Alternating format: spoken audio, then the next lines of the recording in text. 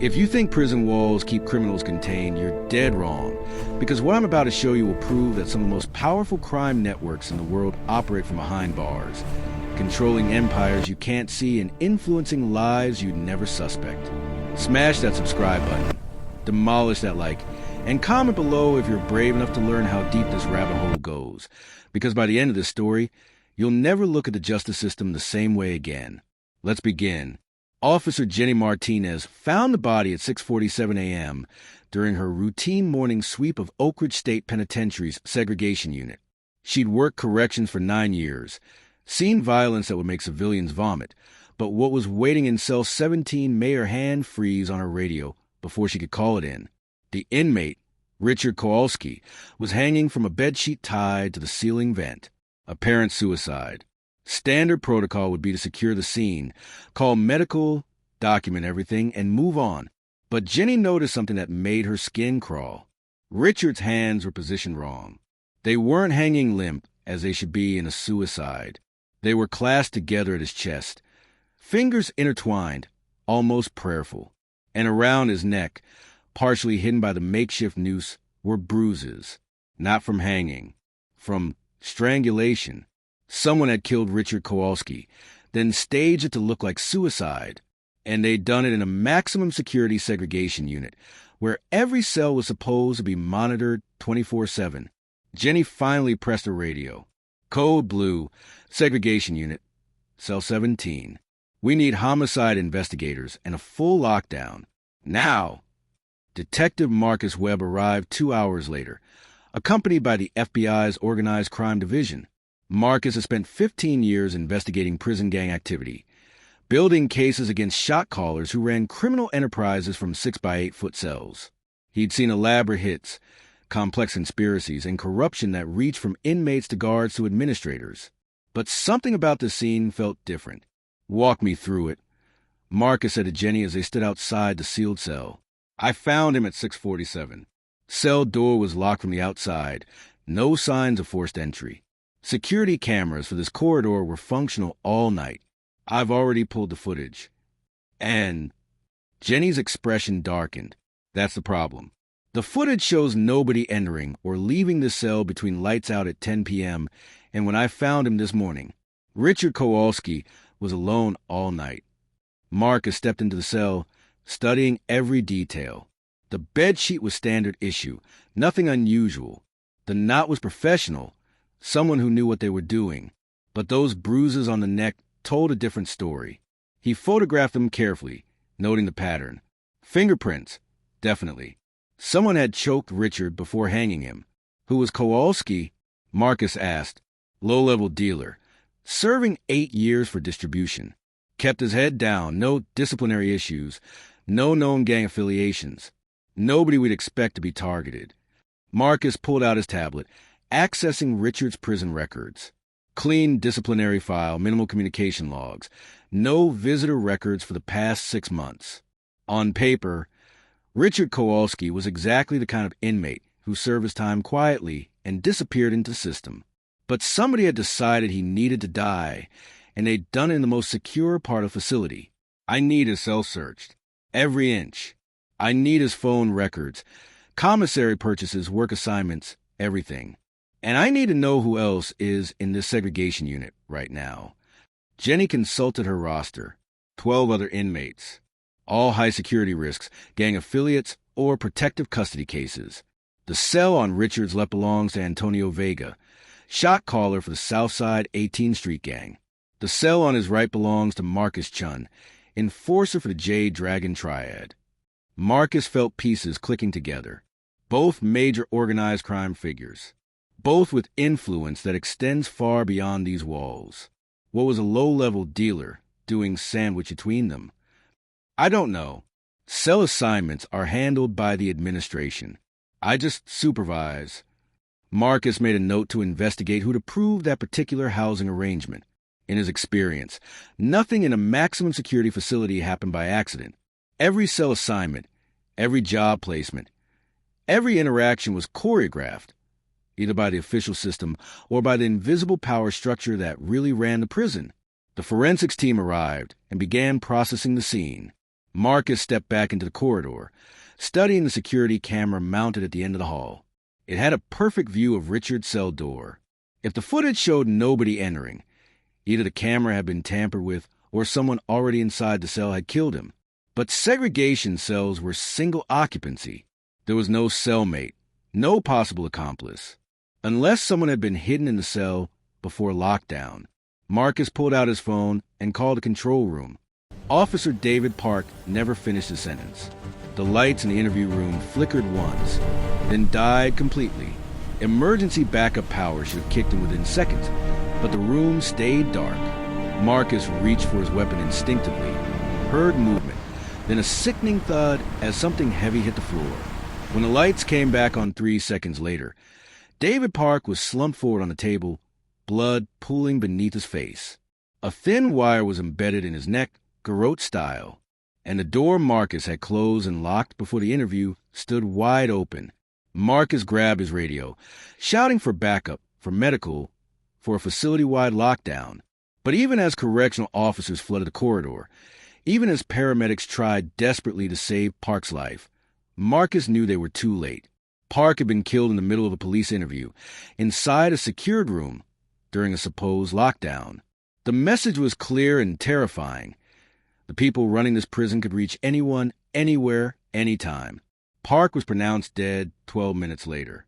The coroner would later determine the wire had been made from guitar strings, braided together with expert precision.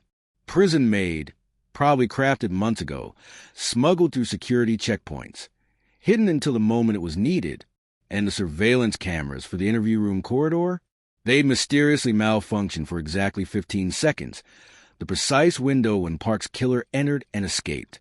Jenny found Marcus standing in the corridor, staring at the blood trail leading from the interview room. "This is impossible," she whispered. "We're on full lockdown. Every inmate is secured. Every guard is accounted for. Who the hell killed him?" Marcus pulled up facility roster on his tablet. "Everyone's accounted for? You're sure?" "Positive. We've done 3 head counts in the past 20 minutes.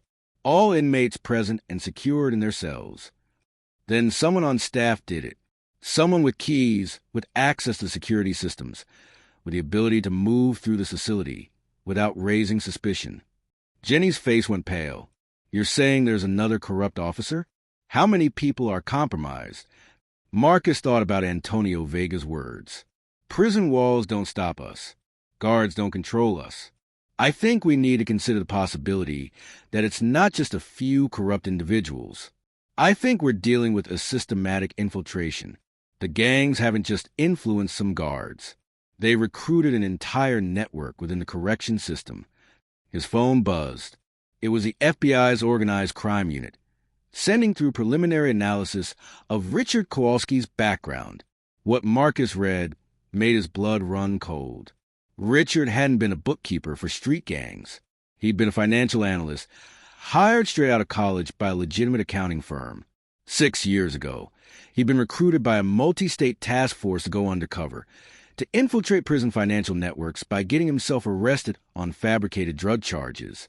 Richard Kowalski was law enforcement, had been the entire time. And the records Antonio mentioned, the documents tracking money flowing into prisons, those were federal evidence, compiled over 6 years of deep cover work. Richard had been scheduled to testify before a grand jury next month about corruption spanning 17 correctional facilities across 4 states. His death wasn't just murder. It was the elimination of the government's star witness in the largest prison corruption case ever assembled. Marcus forwarded the information to his FBI contacts, then headed back to segregation. He needed to talk to Antonio Vega again, needed to understand how the inmate network had identified a federal agent who'd fooled the system for 6 years. But when he reached cell 18, Antonio's door stood open. The cell was empty. Jenny ran up behind him, breathless and panicked. "He's gone. We don't know how." The door was locked. Cameras showed no one opening it. But when we went to check on him after Park's murder, the cell was empty. "How long ago?" "Can't be more than 30 minutes.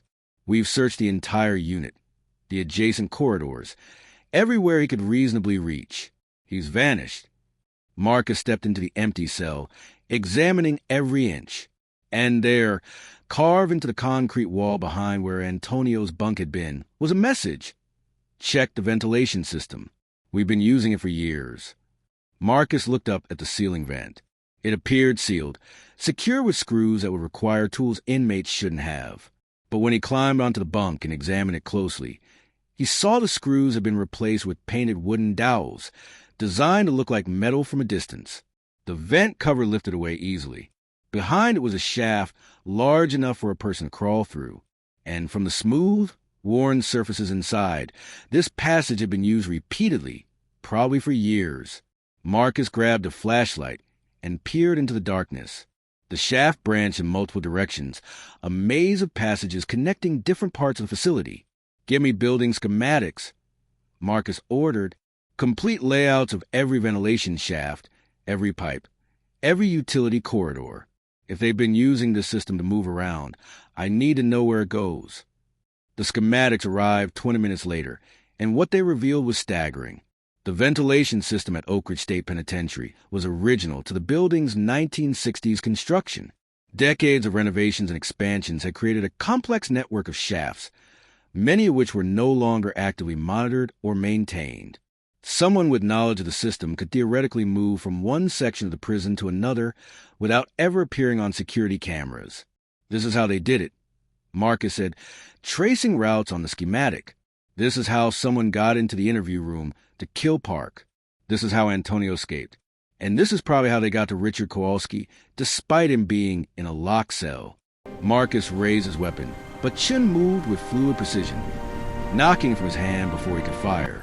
The knife flashed toward Marcus's throat, and he barely dodged, feeling the blade slice through his jacket. Years of police training kicked in as he grappled with Chun, fighting for control of the knife in a confined space between industrial pipes and electrical panels. Chun was skilled, trained in combat that went far beyond street fighting. But Marcus had desperation on his side, and the laptop containing evidence of the entire conspiracy. He couldn't die here. Too many lives depended on that information reaching the outside world. Marcus slammed Chen's wrist against the pipe, forcing him to drop the knife. Before Chun could recover, Marcus grabbed a heavy wrench from a nearby toolbox and swung it, connecting with Chen's temple. The enforcer dropped, unconscious but alive. Marcus retrieved his weapon in the laptop, then ran for the door. It opened onto a service corridor he didn't recognize, but emergency exit signs pointed toward ground level. He sprinted to the maze of basement passages.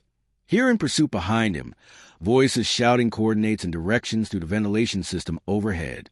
He burst through a door marked maintenance exit and found himself in the prison's loading dock area. A delivery truck was parked nearby, driver absent, key still in ignition. Marcus made a split-second decision, jumped into the truck, and floored the accelerator. The vehicle crashed through the loading dock gate, alarms blaring, and roared toward the facility's main entrance. Guard towers lit up, spotlights tracking the stolen truck. But Marcus noticed something that confirmed his worst fears. The guards weren't shooting. They were watching. They were letting him go, because they wanted him to think he'd escaped, wanted him to lead them to whoever he'd contact with the evidence, wanted to identify everyone in law enforcement who wasn't compromised. Marcus grabbed his phone, calling Agent Torres. "I've got the evidence, but I'm burned. They're tracking me. We need to assume every law enforcement channel is compromised." "Where are you?" "Heading north from Oak Ridge, but I won't stay on main roads. I need a secure location to upload this data, somewhere they can't trace." Torres gave him coordinates for a safe house 2 hours away. Marcus drove through back roads, constantly checking his mirrors for pursuit. The laptop sat on the passenger seat, containing the proof of conspiracy that extended far beyond what anyone had imagined. As dawn broke, Marcus reached the safe house, a nondescript farmhouse surrounded by empty fields. FBI agents were already there, establishing a secure uplink. Marcus handed over the laptop, and tech specialists immediately began copying the files, analyzing the data, building cases against everyone identified in the conspiracy. Agent Torres reviewed the documents, her expression growing darker with each file. "This is massive. We've got evidence implicating 2 state attorneys general, 17 wardens, a federal judge, and over 300 correctional officers. The financial records show billions of dollars moving through this network over the past decade. They weren't just running prison crimes. They were running a shadow economy. What about Phase 3? The riots, the releases, the hit list? Scheduled to begin in 72 hours. We need to move fast, coordinate with every agency we can still trust, and arrest everyone simultaneously. If word gets out before we're ready, they'll activate their plan early. Over the next 48 hours, federal agents worked around the clock. Arrest warrants were prepared in secret. SWAT teams were positioned near key targets. And a coordinated raid was planned across 8 states, designed to dismantle the prison gang network in a single massive operation. Marcus barely slept, helping to identify targets, coordinate logistics, and prepare testimony. The evidence from Richard Kowalski's 6 years undercover, combined with the files Marcus had recovered, created an airtight case against the conspiracy's leadership. At 5 a.m. on the third day, the raids began. Simultaneously, across 40 facilities, federal agents arrested corrupt wardens, guards, and administrators. Gang leaders were transferred to maximum security federal facilities, isolated from their networks. Safe houses were raided, weapons caches seized, and financial accounts frozen. By noon, over 400 arrests had been made. By evening, the conspiracy's entire organizational structure had been dismantled. The shadow government that had controlled significant portions of the prison system for over a decade had been destroyed in less than 12 hours. Marcus stood in the FBI command center, watching news coverage of the raids. Reporters called it the largest law enforcement operation in American history. Politicians promised reforms. The public demanded accountability. But Marcus knew better than to celebrate too quickly. As the arrests were being processed, as conspirators were being interrogated, a pattern emerged that troubled him deeply. Many of those arrested were relatively low-level operators, corrupt guards, and middle management administrators. The true architects of the conspiracy, the people at the very top who designed and funded this network, weren't on the arrest lists. Agent Torres confirmed his suspicions. The laptop files reference higher-level contacts. People referred only by code names. The senator, the chairman, the benefactor, we haven't identified them yet. Whoever they are, they've insulated themselves perfectly from direct evidence. Marcus thought about Antonio Vega, who'd been captured during the raids and was now in federal custody. I need to talk to Vega. He knows who runs this operation. He might be willing to trade information for a deal. The interview took place in a maximum security federal facility. Antonio separated from Marcus by reinforced glass. The gang leader looked remarkably calm considering his entire network had just been dismantled. "Congratulations, detective," Antonio said. "You won the battle, arrested hundreds of people, seized millions in assets, exposed the corruption. Very impressive. But you still don't understand what you're really fighting against, do you? Then explain it to me." Antonio leaned forward. "The people you arrested? They were employees, not owners. The real power behind this network, the people who conceived it, funded it, and profited most from it, they're still out there, still free, still untouchable. And in 6 months, maybe a year, they'll rebuild. New recruits, new facilities, new networks. Because the system itself creates the opportunities we exploit. As long as prisons are profitable, as long as incarceration is a business instead of rehabilitation, there will always be people ready to corrupt it for personal gain. Give me names. Tell me who they are, and we'll bring them down too." Antonio smiled. "I can't give you what I don't have, detective. We never met the people at the top. All communication came through intermediaries, encrypted channels, untraceable payment systems. They designed it that way specifically, so people like me couldn't expose them even if we wanted to." Marcus studied Antonio's face, trying to determine if he was lying or telling the truth. "What about Richard Kowalski? He compiled evidence for 6 years. Did he identify the leadership?" "Richard got close. That's why they killed him.